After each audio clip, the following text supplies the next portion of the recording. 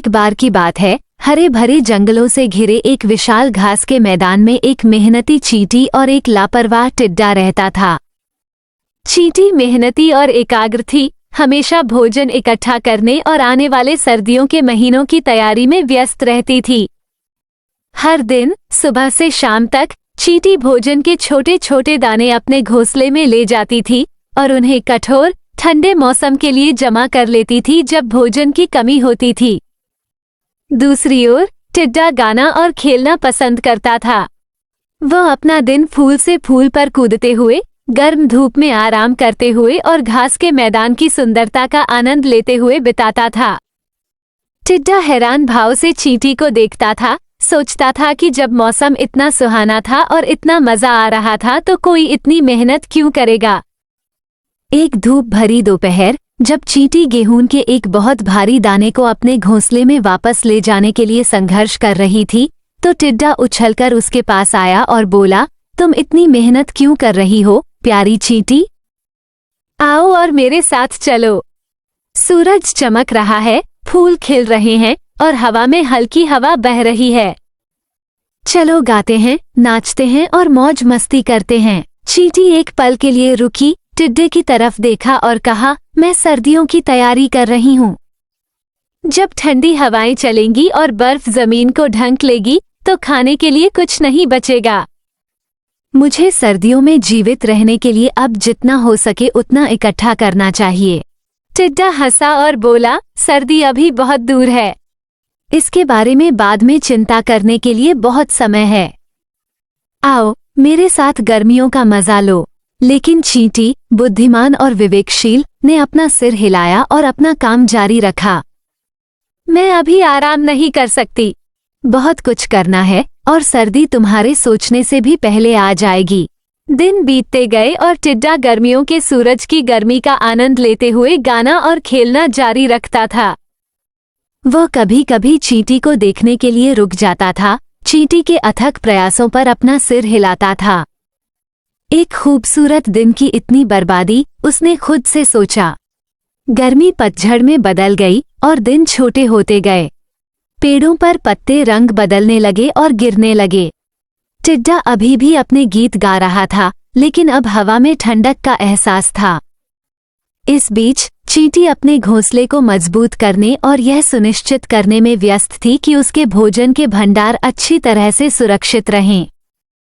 एक ठंडी शरद ऋतु की शाम, जब चींटी अपना अंतिम चक्कर लगा रही थी, टिड्डा एक बार फिर उसके पास आया। चींटी, तुम इतनी अथक मेहनत क्यों कर रही हो? हवा में अभी भी कुछ गर्मी है।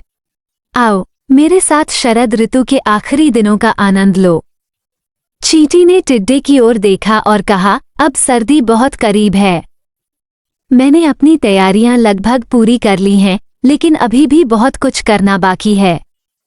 टिड्डे, तुम्हें भी भोजन इकट्ठा करना शुरू कर देना चाहिए, नहीं तो ठंड आने पर तुम मुसीबत में पड़ जाओगे।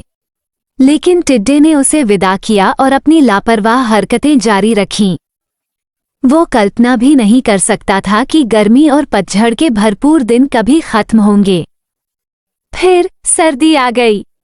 घास का मैदान बर्फ से ढका हुआ था और तापमान में तेजी से गिरावट आई। पेड़ नंगे थे और नदियां जमी हुई थीं। टिड्डा, जिसने कभी इस कठोर मौसम के लिए तैयारी नहीं की थी, ठंड में खुद को कांपता हुआ पाया। उसके पास न तो भोजन था और न ही काटने वाली हवाओं से बचने के लिए कोई जगह। बेताब और भूखे टिड्डे को चींटी की याद आई और उसने मदद मांगने का फैसला किया। वो बर्फ से संघर्ष करते हुए चींटी के घोंसले तक पहुंचा और दरवाजा खटखटाया।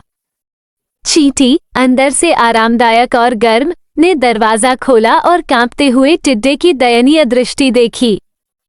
चींटी, कृपया मेरी मदद करो, टिड्डा विनती करता हुआ बोला। मेरे पास न तो भोजन है और न ही रहने के लिए कोई जगह है। मैंने सर्दियों के लिए तुम्हारी तरह तैयारी नहीं की।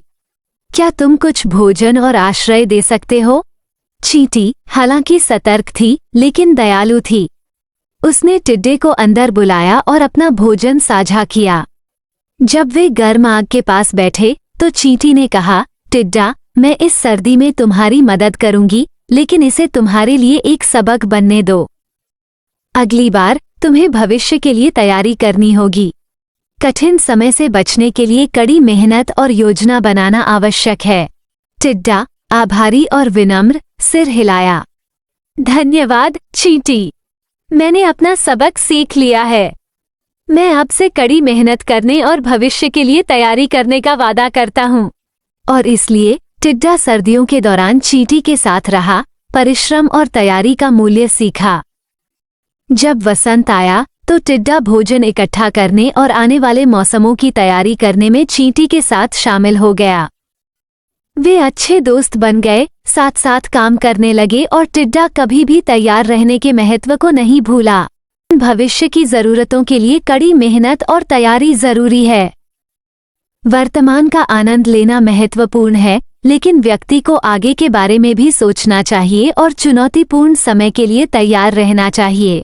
For more, please like and subscribe our channel.